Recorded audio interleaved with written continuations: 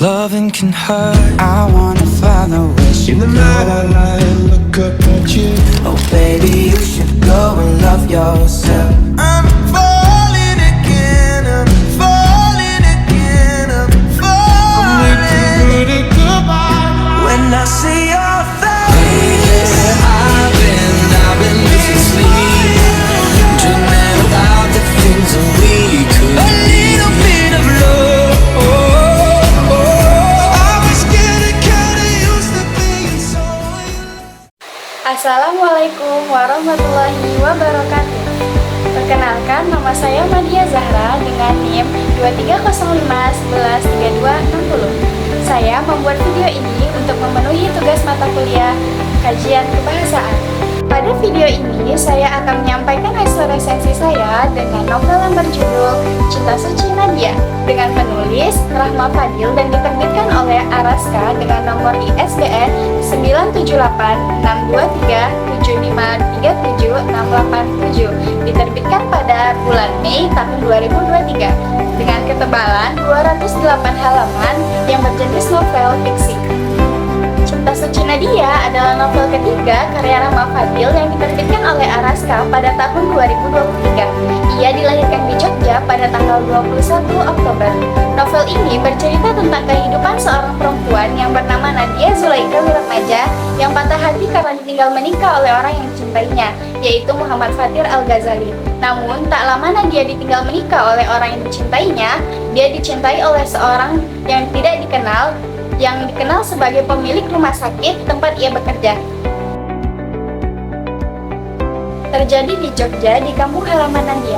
Ia mendapatkan beasiswa kuliah dokter di luar negeri sehingga ia harus meninggalkan kampung halamannya untuk belasan tahun.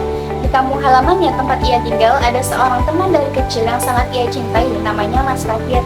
Dan seorang yang ia cintai berjanji kepadanya untuk menikahinya sehabis ia menyelesaikan kuliahnya di negeri orang. Namun, ia mendapatkan kenyataan pahit bahwa Mas Fatir telah menikah dengan orang lain. Dan untuk menghilangkan lukanya, ia bekerja sebagai dokter di salah satu rumah sakit di Jakarta yang cukup terkenal.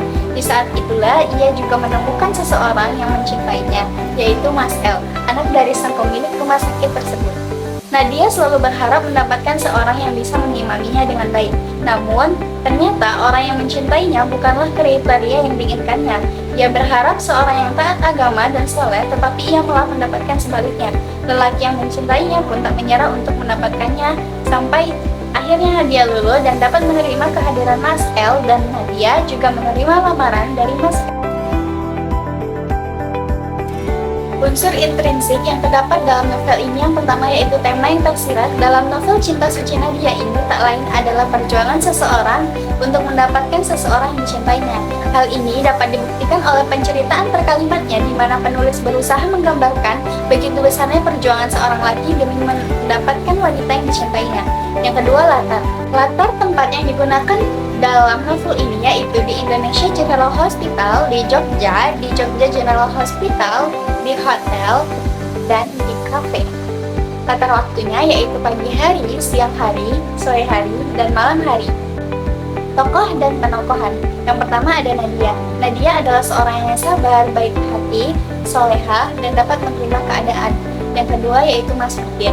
Terkenal soleh, tetapi ia sombong, dan ia juga mengkhianati janji. Yang ketiga yaitu Mas L, mempunyai masa lalu yang buruk, playboy, pantang menyerah, gigih, dan nakal. Tokoh lainnya ada Dr. Rafael, Ardi, Umi, Abah Harun, Mbak Aira, Nana, Fatimah, Risa, Ella, Bu Hanin, Umi Aisyah, dan yang lainnya. Alur yang digunakan dalam novel ini yaitu campuran.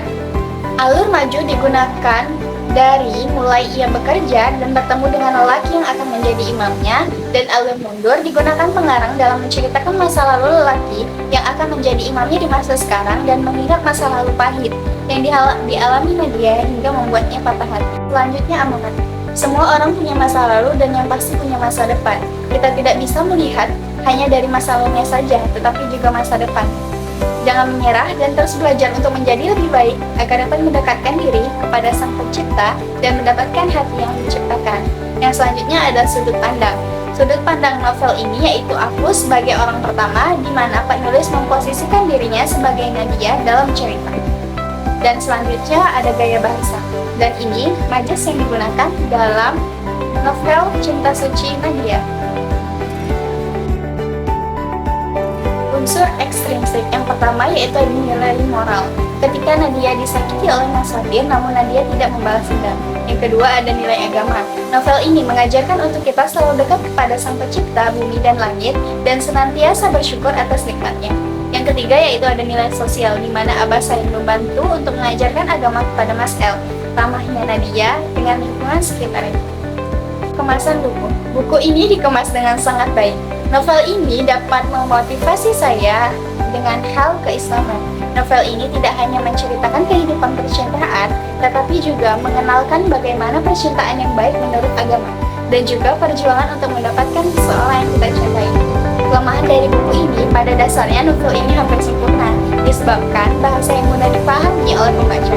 Namun, cerita yang disajikan seperti belum selesai, sehingga pembaca masih belum bisa memahami akhir dari cerita ini.